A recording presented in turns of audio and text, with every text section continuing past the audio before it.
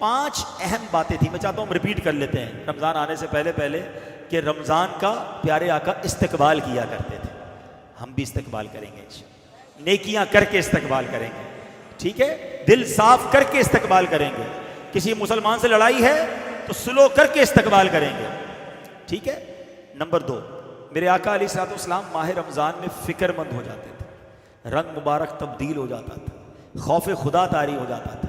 انشاءاللہ ہم بھی اس رمضان میں اللہ کی عبادت کی فکر کریں گے اور اپنی مغفرت کے لیے خوب کوشش کریں گے انشاءاللہ۔ تیسرا، میرے آقا علیہ الصلوۃ والسلام عبادت کے لیے کمر بستہ ہو جاتے، نوافل پڑھتے اور خوب دعائیں کرتے۔ انشاءاللہ ہم بھی کثرت سے نوافل پڑھیں گے اور خوب دعائیں کریں گے انشاءاللہ۔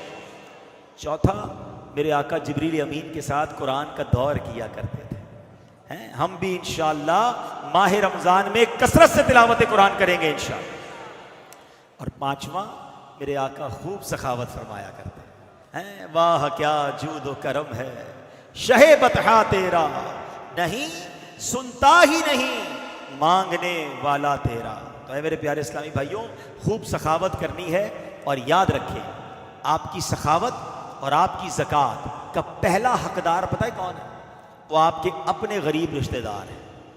بعض اوقات لوگ دنیا میں بانٹ رہے ہوتے ہیں، غریب رشتہ دار پریشان ہوتے ہیں۔ روایتوں میں یہ مضمون ملتا ہے کہ اللہ کریم اس بندے پر قیامت کے دن نظر رحمت نہیں فرمائے گا جو غیروں کو بانٹے اور اس کے اپنے پریشان ہو۔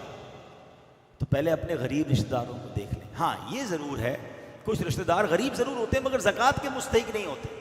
زکوٰۃ کے مستحق ہونے کے لیے پورا ترتیب ہے نا کہ وہ صاحب نصاب نہ ہو، اس کے پاس اتنی رقم نہ ہو۔ تو اگر آپ کو لگتا ہے میرا کوئی رشتہ دار غریب ہے، بیچارہ پریشان ہے اور زکوٰۃ کا مستحق نہیں ہے، تو بھی اس کی مدد ضرور کریں، مگر اللہ نے مال دیا ہے تو زکوٰۃ کے علاوہ والے مال سے کر لیں۔